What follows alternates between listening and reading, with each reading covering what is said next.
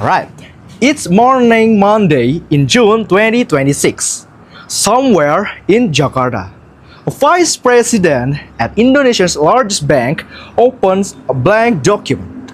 Her tag is decide how billions of rupiah and the daily work of over 30,000 field officers should be allocated across three competing priorities. This is the story of BRI strategic dilemma. In the first quarter of 2026, BRI number told two very different stories. On one hand, its credit portfolio grew by 5.3% year on year, reaching over 700 trillion rupiah. On other hand, its borrows base, the actual number of people BRI serves, shrank by 4.1%, down to 34.2 million. Growth and construction happening at the same time inside the same institution. This isn't coincidence, it's a deliberate shift management calls a selective portfolio approach. BRI is deepening relationship with its existing, more creditworthy customer rather than expanding its reach. To understand why, you have to understand the monthly BRI microloan officer. More than 31,000 of them, covering nearly 70,000 villages across in Indonesia.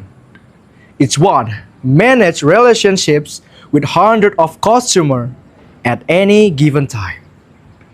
Alright, but here's the catch. Every monthly is expected to do four jobs at once. The first thing is originate credit, and two, delivery financial literacy training, and three, connect customer to buyer, and reach the unbanked. Four competitive priorities, one person, one working day.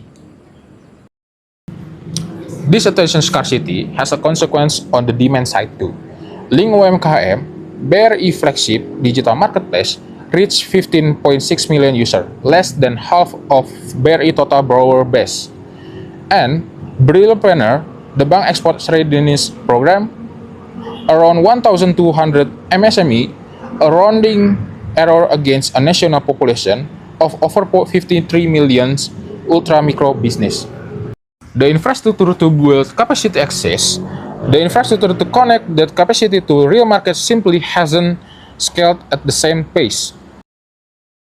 To make sense of this, our analysis rests on two frameworks.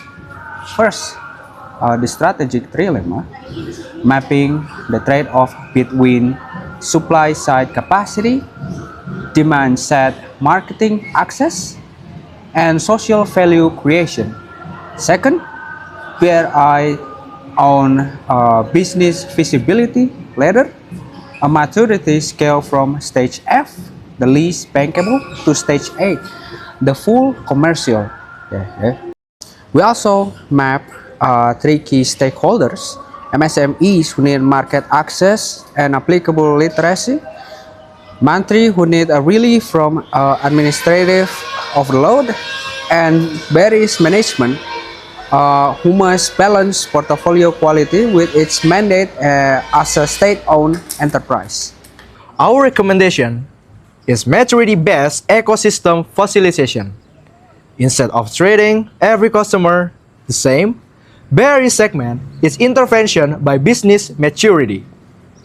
Customer in the survival stage, stage F through the stage D, receive focused financial literacy and cash flow support.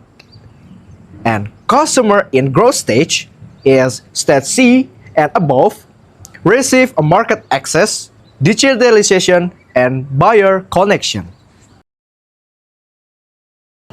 The second pillar is cluster optimization. BRI already has 43,789 active business cluster through clusterku Hidupku. Instead of monthly working customer by customer, they work cluster by cluster, creating economies of scale, peer-to-peer learning, and shared credit discipline. This is grounded in the resource-based view. BRI, true competitive advantage, isn't financial capital. It's these two unique assets. The first is cluster network and its BRI Spot digital platform.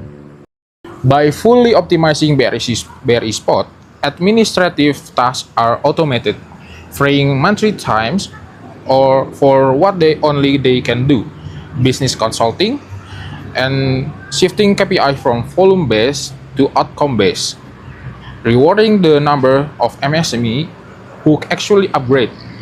BRI aligning monthly incentive with its real mission. The rollout happens in 3 phases. Month 1 to 3 implements a digital maturity mapping system led by IT and operations. Month 4 through 6 reform monthly KPIs from volume-based to outcome-based, led by human capital. Month 6 through 12 launch cluster-based collective learning center integrated with marketing access, led by MSME's division.